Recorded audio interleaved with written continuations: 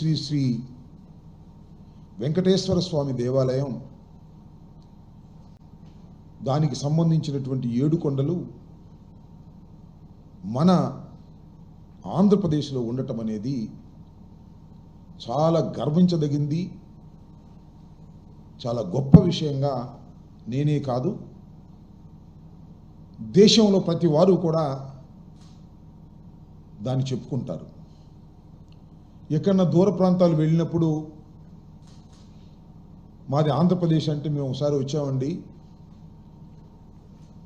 తిరుమల శ్రీ వెంకటేశ్వర స్వామిని దర్శించుకున్నాము, ఎంత అద్భుతమైనటువంటి భగవంతుడు, ఎంత గొప్ప దేవుడు, ఎంత చక్కని ప్రదేశము, ఎంత చక్కగా దాన్ని దేవాలయాన్ని అక్కడ ఉన్నటువంటి టీటీడీ ధర్మకర్తలు, టీటీడీ బోర్డు సభ్యులు ఎంత చక్కగా గొప్పగా దాన్ని చూసుకుంటున్నారు పవిత్రంగా అనేటువంటి మాట అనేక సందర్భాల్లో మనం వింటూ వస్తున్నాం.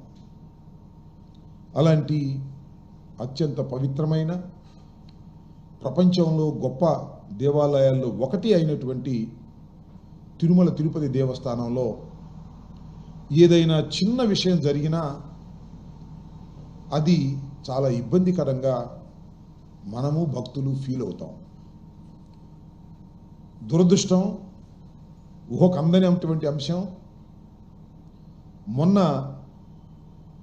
తిరుమల తిరుపతి దేవస్థానానికి సంబంధించినటువంటి వైకుంఠ ఏకాదశి సందర్భంగా వైకుంఠ ద్వార దర్శనానికి భక్తులు వెళ్లేందుకు టోకెన్లు జారీ సందర్భంగా తొక్కిసలాట జరగటం, 6 భక్తులు మరణించటం, అనేక మంది అస్వస్థులు కావటం అనేది చాలా పెద్ద విషయం. ఇది ప్రభుత్వాలు, ప్రజలు, భక్తులు, దేశంలో ఉన్న ప్రతి వారు కూడా చాలా సీరియస్గా తీసుకోవాల్సినటువంటి అంశం. ఇలాంటి అంశాలు మళ్ళా తిరిగి శ్రీ శ్రీ శ్రీ శ్రీ ఏడుకొండల స్వామి వారి సన్నిధిలో జరగకోకుండా అన్ని జాగ్రత్తలు మనం తీసుకోవాల్సినటువంటి పరిస్థితులు ఉన్నాయని ఈ సందర్భంగా నేను మనవి చేస్తున్నాను. జరిగిన విషయం ఏదో చిన్న విషయంగానో, లేదు మర్చిపోయే విషయంగానో, లేదు చూసి చూడనట్టుగా వదిలేసే విషయంగానో, లేదు చిరు ఉద్యోగులు 2-3 సస్పెండ్ చేసేసి పంపించే విషయంగానో దీన్ని భావించడం అనేది చాలా ప్రమాదకరం, చాలా బాధాకరం. అలా చేస్తే ప్రజాస్వామ్యంలో ప్రజలు క్షమించరు, భగవంతుడు శ్రీ వెంకటేశ్వర స్వామి కూడా క్షమించని ఈ సందర్భంగా నేను మనవి చేస్తున్నాను. ఆ విషయాలను నేను ఎందుకు చెప్తున్నానంటే, ఈ సంఘటన జరిగిన వెంటనే రాష్ట్ర ముఖ్యమంత్రి నారా చంద్రబాబు నాయుడు గారు హుటాహుటిన బయలుదేరి వెళ్ళారు, అక్కడ విచారణ చేశారు, తప్పులు తెలుసుకోవడానికి ప్రయత్నం చేశారు. అక్కడ మృతుల కుటుంబాలని, క్షతగాతులైన వారిని కూడా పరామర్శించేటటువంటి ప్రయత్నం చేశారు. ఇవన్నీ కూడా మనం మీడియాలో చూసాం. ఆ తర్వాత మళ్ళీ పవన్ కళ్యాణ్ గారు వెళ్ళారు, ఉప ముఖ్యమంత్రి గారు, ఆయన కూడా పరామర్శించారు, ఆయన కూడా మీడియాతో మాట్లాడారు.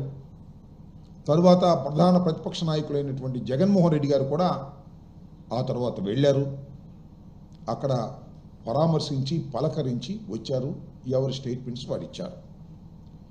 ఫైనల్గా చంద్రబాబు నాయుడు గారు ఆయన ప్రకటించింది ఏమిటంటే, 2 బాధ్యుల్ని చేస్తూ డిఎస్పి రమణ కుమార్ అని ఒక డిఎస్పిని, గోశాల డైరెక్టర్ హరినాథ్ రెడ్డిని, వీళ్ళిద్దరిని ఈ సంఘటనకి బాధ్యులు అని చెప్పి ఇద్దరిని సస్పెండ్ చేశారు. సరే, కొన్ని పత్రికలు రాశాయి, వారికి సంబంధించిన పత్రికలు అద్భుతంగా స్పందించారు, తక్షణమే యాక్షన్ తీసుకున్నారు, ఇద్దరిని సస్పెండ్ చేశారు అని గొప్పగా చెప్పుకోవడానికి ఆ పత్రికలు ప్రయత్నం చేశాయి, ఆ టీవీలు ప్రయత్నం చేశాయి. నేను ఇక్కడ చెప్పదలుచుకున్నది ఏమిటంటే, చాలా స్పష్టంగా నేను ఒక విషయాన్ని ఆంధ్ర రాష్ట్ర ప్రజానీకానికి భక్తులకి తెలియచేయాలని అనుకుంటున్నాను. చంద్రబాబు నాయుడు గారు తీసుకున్నటువంటి యాక్షన్ నేను ఆరోపిస్తున్న ఇది డ్రామా. కరెక్ట్ యాక్షన్ తీసుకోవడంలో చంద్రబాబు నాయుడు గారు తటపటాయిస్తున్నారు. ఆ కారణాలు ఏంటనేది కూడా నాకు అనిపించినటువంటి కారణాలను మీ ముందు నేను ప్రజెంట్ చేస్తాను. ప్రజలు కూడా ఆలోచించి అవునో కాదో నిర్ణయం తీసుకోవాలని కూడా మనవి చేస్తున్నాను. జగన్మోహన్ రెడ్డి గారు వెళ్ళడానికి ప్రయత్నం చేసి రేణుగుంట ఎయిర్పోర్ట్లో దిగి వెళ్తూ ఉంటే జగన్మోహన్ రెడ్డి గారు కాన్వాయ్ వెళ్ళకోకుండా ట్రాఫిక్ క్లియర్ చేయకోకుండా ఆపారు. ఎందుకు ఆపారు ఏమిటి అని అడిగితే పవన్ కళ్యాణ్ గారు అక్కడ హాస్పిటల్ దగ్గర ఉన్నారు, మీరు వెళ్ళడానికి వీల్లేదు అని అన్నారు. ఎస్, దిగి నడిచి ఆయన వెళ్ళేటటువంటి ప్రయత్నం చేశారు. నేను అడుగుతా ఉన్నా, ఒక రీజనబుల్ క్వశ్చన్ అడుగుతా ఉన్నా. సంఘటన జరిగింది, ముఖ్యమంత్రి గారు వెళ్ళారు. ఎందుకు ఉప ముఖ్యమంత్రి గారు ఆయనతో పాటు వెళ్ళలేదు? సపరేట్గా ఎందుకు వెళ్ళాల్సి వచ్చింది? ముఖ్యమంత్రి గారితో పాటు ఆయన టీం అంతా ఉంది. ఎండోమెంట్స్ మినిస్టర్ ఉన్నాడు, హోమ్ మినిస్టర్ గారు ఉన్నారు, రెవెన్యూ మంత్రి గారు ఉన్నారు. వాళ్ళతో పాటు ఈయన ఎందుకు వెళ్ళలేదు? సపరేట్గా ఎందుకు వెళ్ళారు? అంతా ఒకే క్యాబినెట్ కదా, పార్టీలు వేరే అయినప్పటికీ కూడా. అంటే ముందు చంద్రబాబు నాయుడు గారు వెళ్తారు, వాళ్ళని పలకరిస్తారు. తర్వాత ఉప ముఖ్యమంత్రి గారు వెళ్తారు, పలకరిస్తారు. ఈ లోపల టైం అయిపోద్ది, జగన్మోహన్ రెడ్డి గారికి వే దొరకదు అనేటువంటి ఆలోచనతోనే ఈ కార్యక్రమం చేశారనేది నేను అభిప్రాయపడుతున్నాను. నేను ఆరోపణ కూడా చేస్తున్నాను, కాదని చెప్పమని నేను అడుగుతా ఉన్నాను. ఈ విధంగా జగన్మోహన్ రెడ్డి గారు అక్కడికి వచ్చి పరామర్శిస్తే వాస్తవాలు ప్రజలకు తేల్తాయి, అర్థమవుతాయని ఒక చిన్న భయం వారి వెంటాడటం వల్లనే ఇలాంటి స్టెప్స్ తీసుకున్నారు. అయినా జగన్మోహన్ రెడ్డి గారు వెనక్కు రాకోకుండా నడిచి వెళ్ళి అక్కడ క్షతగాతులని పరామర్శించి మీడియాలో తన అభిప్రాయాన్ని చెప్పి రావడం జరిగిందని కూడా ఈ సందర్భంగా నేను చెప్పదలుచుకున్నాను. రెండో అంశం ఏంటంటే, ఇందాక నేను చెప్పినట్టుగా జరిగినటువంటి సంఘటన మరపు రాని సంఘటన, ఘోరమైన సంఘటన. తిరుమల తిరుపతి దేవస్థానపు చరిత్రలో ఊహకందినంత దూరం వరకు కూడా ఎప్పుడూ జరగనటువంటి అతి ఘోరమైనటువంటి సంఘటన, అతి ఘోరమైనటువంటి తప్పిదం. ఎవరి మీద మీరు యాక్షన్ తీసుకోవాలి? చైర్మన్ గారేంటి, ఈఓ గారేంటి, జేఈఓ గారేంటి, పోలీస్ హెడ్ ఎస్పీ గారి పాత్ర ఏంటి? వీరి మీద మీరు ఏమైనా యాక్షన్ తీసుకున్నారా? తీసుకునే ప్రయత్నమైనా చేశారా? ఎస్పీ గారిని మాత్రం ట్రాన్స్ఫర్ చేశారు, బదిలీ ఈజ్ నాట్ ఎన్ యాక్షన్. ఇవాళ కాబట్టి రేపు బదిలీ అవుతారు, రేపు కాబట్టి ఎల్లుండి బదిలీ అవుతారు. శాశ్వతంగా అక్కడే ఉన్నాడు కదా ఎస్పీ. ఈఓ మీద, చైర్మన్ మీద, జేఈఓ మీద మీరు యాక్షన్ తీసుకోవాలా? సరే, that is left to you, మీ ఇష్టం.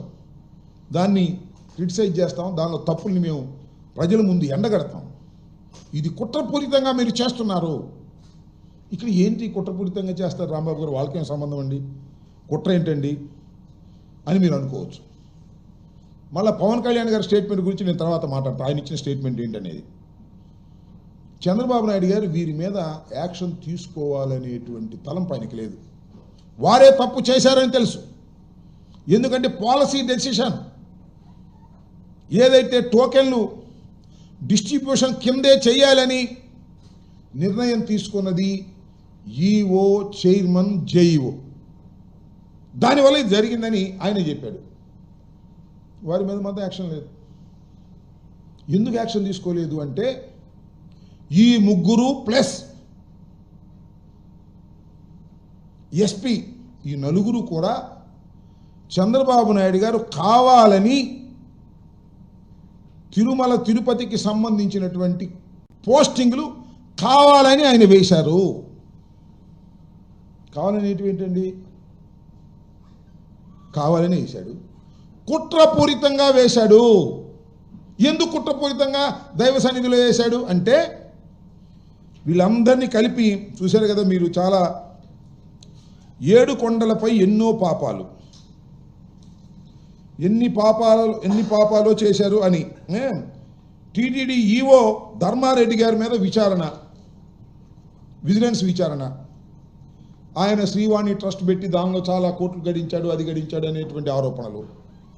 సుబ్బారెడ్డి గారు 4 లక్షల దర్శనాలు ఇచ్చేశాడు, అమ్మేశాడు అని ఆయన మీద విజిలెన్స్ విచారణ వేసేటటువంటి కార్యక్రమం. ఇవన్నీ వచ్చిన దగ్గర నుంచి చేస్తున్నారు. 5 ఏళ్లలో తిరుమలను దోచేసుకున్నారు ఎవరు? వైఎస్ఆర్ కాంగ్రెస్ పార్టీ. 4 ఏళ్లలో 4 లక్షల బ్రేక్ దర్శనాలు ఇచ్చారు, సత్రాలను కూల్చారు, అడ్డగోలుగా కేటాయింపులు చేశారు, నియామకాలను అక్రమాలు చేశారు, శ్రీవాణి ట్రస్ట్లో కూడా అక్రమాలు చేశారని ఆరోపణలు చేశారు. ఈ ఆరోపణలు చేసి ఈ ఆరోపణలన్నీ కూడా కలిపి ఒక కేసులు కట్టాలి అంటే, ఈ నలుగురు కలిసి క్రైమ్స్ మ్యానుఫ్యాక్చర్ చేసే కార్యక్రమం మొత్తం అందరి మీద.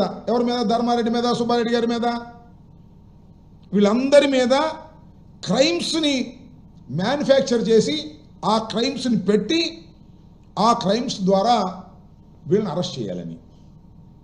దీంతోపాటు లడ్డూ వివాదం, లడ్డూలో కొవ్వు కలిసిందని ప్రచారం, దాన్ని కూడా తిమ్మిని బమ్మిని చేసి జగన్మోహన్ రెడ్డి గారి ప్రభుత్వం మీద కేసులు పెట్టాలని. అంటే నేను ఇక్కడ చాలా స్పష్టంగా చెప్పదలుచుకున్న అంశం ఏమిటంటే, ఈ నలుగురు మీద యాక్షన్ తీసుకునేటటువంటి నైతికమైన హక్కు ఆయనకి లేదు. ఎందుకంటే ఈ నలుగురిని పంపించింది వీరందరి మీద వైఎస్ఆర్ కాంగ్రెస్ పార్టీకి సంబంధించినటువంటి నాయకులు ఎవరైతే అక్కడ పనిచేశారో వారందరి మీద కేసులు మ్యానుఫ్యాక్చర్ చేసి పెట్టే బాధ్యతనిచ్చి పంపిన తర్వాత వాళ్ళు తప్పు చేస్తే ఎలా శిక్షిస్తారండి? తప్పు చేశారని తెలిసినా కూడా శిక్షిస్తే అవి బయటకు వస్తాయి కదా. అందుకని ఎస్పీని సింపుల్గా పోస్ట్ చేశారు, అక్కడ నుంచి అలా తప్పించారు. తిరుపతి కన్నా ఇంకా మంచి పోస్టింగ్ ఇస్తారు, చూసుకోండి, నేను రాసుకోండి చెప్తా. తిరుపతి కన్నా మంచి పోస్టింగ్ ఇస్తారు, ఎందుకంటే ఆయన సేవ చేశాడు కదా అక్కడ, ఎవరికి? ప్రజలకు కాదు. మా చెవిరెడ్డి భాస్కర్ రెడ్డి మీద ఫాల్స్ కేసు పెట్టారు కదా, ఫోక్సో కేసు. సరే, అఫ్ కోర్స్ తర్వాత కంప్లైంట్ వచ్చి అన్యాయం అక్రమం అన్నాడు, అది వేరే విషయం. ఆ ఎస్పీ ఎంత దారుణంగా వ్యవహరించాడని చెప్పడానికి ఇది చిన్న ఉదాహరణ. ఈ విధంగా క్రైమ్స్ మ్యానుఫ్యాక్చర్ చేసి వైఎస్ఆర్ కాంగ్రెస్ పార్టీ నాయకుల మీద పెట్టాలనేటువంటి కుట్రలో భాగంగా ఈ నలుగురు అక్కడ చేశారు కాబట్టి వారి మీద యాక్షన్ తీసుకోవట్లేదు. మరి ఎంత విచిత్రమని నాకు అర్థం కాలేదు. సాక్షాత్తు సీఎం గారి ముందే ఈవో చైర్మన్ మాట్లాడు, నువ్వెంత నువ్వు చేసావని మాట్లాడుకున్నారు లేదా? పత్రికల్లో వచ్చిందా లేదా? మరి వాళ్ళ మీద అంత పోటాడుకుంటే వారి మీద నువ్వేమి యాక్షన్ తీసుకోలేదు, మందలించలేదు, మందలించావని పేగ పట్టుకుంటారు. ఇది జరుగుతున్నటువంటి అంశం. ఇది ఒక అంశం అయితే, రెండో అంశం, ఉప ముఖ్యమంత్రి గారు వెళ్ళాడు, అందరినీ పరామర్శించాడు, ఆయన ఇన్వెస్టిగేషన్ ఆయన చేశాడు. చేసి మీడియాలో ఏం చెప్పాడండి? అంతా విన్నారు కదా. దీనికి బాధ్యత వహించవలసింది చైర్మన్ గారు, ఈఓ గారు, జేఈఓ గారు, ఈ ముగ్గురు వహించాలన్నారు. ఎవరైతే ట్రాన్స్ఫర్ కూడా కనీసం లేకోకుండా, చర్య కూడా ఏమీ తీసుకోకుండా వదిలేశారే నారా చంద్రబాబు నాయుడు గారు, ఈ ముగ్గురే దీనికి బాధ్యులు అని చాలా స్పష్టంగా ఆయన చెప్పాడు. రెండు వేరు సార్లు వెళ్ళినా ఆయన అభిప్రాయాన్ని ఆయన చెప్పాడు, ఈయన అభిప్రాయాన్ని ఈయన చెప్పాడు. వీళ్ళ మీద మాత్రం ఏమీ యాక్షన్ తీసుకోవాలి. ఇది ఏమిటి అన్యాయం అంటున్నా? ఇలాంటి తప్పిదాలు చేయొచ్చునా అంటున్నా? అసలు నేను మనవి చేస్తున్నాను, నా అభిప్రాయం ప్రకారం, నా ఆరోపణ, చంద్రబాబు నాయుడు గారు హుటాహుటీన వెళ్ళింది మృతుల కుటుంబాలని పరామర్శించడానికి కాదు, క్షతగాత్రులు లేదా అక్కడ ఆరోగ్యం దెబ్బతిన్న వారిని ఆసుపత్రుల్లో పరామర్శించడానికి కాదు, ఈ నలుగురిని రక్షించడానికి, ఈ నలుగురిని కాపాడుకోవడానికి, ఈ నలుగురిని రక్షించి వీరి మీద ఏగ కూడా వాలకోకుండా ఉండేందుకు కావాల్సిన చర్యలు తీసుకోవడానికి ఉటాహుటీని వెళ్ళారు. ఎందుకు రక్షించాలి అంటే, this the team, Chandrababu Naidu గారితో కలిసి పనిచేస్తున్నటువంటి క్రైమ్ మ్యానుఫ్యాక్చరింగ్ టీం. అందువల్ల ఆ టీమును కాపాడటం కోసం హుటాహుటిన బయలుదేరి చంద్రబాబు నాయుడు గారు వెళ్ళిపోయారు. పవన్ కళ్యాణ్ గారు వచ్చి డిఫరెంట్గా ఆయన చెప్పాడు. దానికి మాత్రం సమాధానం లేదే, దాని గురించి మాట్లాడలేదే. అంటే తూతూ మంత్రం చేసేటటువంటి కార్యక్రమం ఏంటని నాకు తెలియగలుగుతాను. ఆ గోశాల ఇన్ఛార్జా ఆయన్ని నువ్వు సస్పెండ్ చేస్తావా? ఆఫ్టర్ ఆల్ డిఎస్పీని సస్పెండ్ చేస్తావా? ఇక్కడ వాళ్ళు ఊరిని అట్ట మందలించి బదిలీ చేస్తావా? How drama it is. ఇంత పెద్ద సంఘటన, ఇలాంటి చిన్న చిన్న యాక్షన్లు మీరు తీసుకుంటే మళ్ళీ పునరావృతం కావా? తిరుమల తిరుపతి దేవస్థానానికి సంబంధించి పునరావృతం అయితే ఇంకా మన దేశ ప్రతిష్ట, ఆంధ్ర రాష్ట్ర ప్రతిష్ట నిలబడుతుందా అని అడుగుతా ఉన్నా. ఇప్పటికే మీరు వచ్చిన దగ్గర నుంచి తిరుపతి ప్రతిష్టను దెబ్బతీసేందుకు అనేకమైన అసత్యమైన ఆరోపణలు చేస్తూ వచ్చారు. మేము సుప్రీంకోర్టు దాకా వెళ్లాల్సిన పరిస్థితి ఏర్పడింది. లడ్డూలో కొవ్వు కలిసిందని ప్రచారం చేశారు.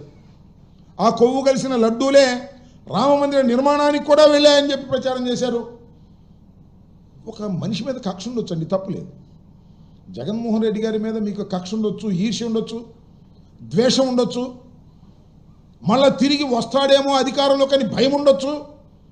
కానీ దైవాన్ని అడ్డం పెట్టుకొని ఈ రకమైనటువంటి అరాచకమైనటువంటి పనులు చేయటం ధర్మం కాదు. ఇప్పటికైనా నేను మనవి చేస్తున్నా, నారా చంద్రబాబు నాయుడు గారు, బాధ్యులైన వ్యక్తుల మీద మీరు తక్షణమే చర్య తీసుకోకపోయినట్లయితే ఇది చాలా ప్రమాదకరమైన దశకు పోతుంది. ఇది సహించరానటువంటి అంశం, భక్తులు కూడా సహించరానటువంటి అంశం అని కూడా ఈ సందర్భంగా నేను మనవి చేస్తున్నా. ఆఫ్ కోర్స్ మీరు చెప్పినట్టుగా అన్నీ చేయొచ్చు.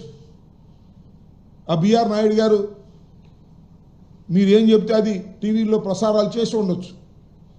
ఆయన మీరు అధికారంలోకి రావడం కోసం ఆయన కూడా ఏదో ఉడతాబత్తిగా సహాయం చేశాడని ఉండొచ్చు. కానీ ఇలాంటి పవిత్రమైన దేవాలయం దగ్గర జరుగుతున్నటువంటి ఘోరాలలో ఆయన కూడా పాపాత్ముడైనప్పుడు ఆయన్ని క్షమించి వదిలేటువంటి ఆ పాపాన్ని మీరు కూడా మూటగట్టుకున్న వారు అవుతారనే విషయాన్ని దయచేసి గుర్తుపెట్టుకోవాలని కూడా ఈ సందర్భంగా నేను మనవి చేస్తున్నా. ఇప్పటికైనా చంద్రబాబు నాయుడు గారు సరే చంద్రబాబు నాయుడు గారు రాజకీయంగా ఎన్ని చేసినా పర్వాలేదు, కానీ ఇలాంటి దైవానికి సంబంధించినటువంటి అంశంలో ఇలా తప్పిదాలు చేసి తమ మనుషుల్ని కాపాడుకోవాలని ప్రయత్నం చేస్తే భగవంతుడు క్షమించడు అనే విషయాన్ని మీరు గుర్తుపెట్టుకోవాలని కూడా ఈ సందర్భంగా నేను చెప్పదలుచుకున్నాను. ఇంకపోతే మీరు ఉంటే చివరిలో అడగండి. ఇంకొక విషయాన్ని కూడా మీ దృష్టిలోకి తీసుకురావాలి. ఇది లోకల్ ఇష్యూ. నా మీద వాళ్ళు చూశారు కదా, అంబటి సోదరులపై క్రిమినల్ కేసు. ఇదే పేపరు.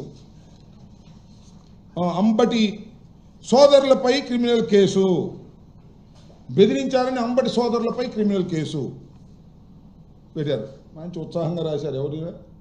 ఈనాడు, ఆంధ్రజ్యోతి. మాజీ మంత్రి అంబటి సోదరులపై అట్రాసిటీస్ కేసు. చాలా ఉత్సాహంగా ఆంధ్రజ్యోతి, ఈనాడు దొరికాడు రాంబాబు కేసులు పెట్టారా అని ఉత్సాహంగా రాశారు. ఆ TV5 బిఆర్ నాయుడు గారి ఛానల్లో బ్రేకింగ్ వేశారు. అంబటిపై కేసు, త్వరలో అరెస్టు, ఏదో వాళ్ళ ఉత్సాహం కొద్దీ వాళ్ళు వేసుకున్నారు.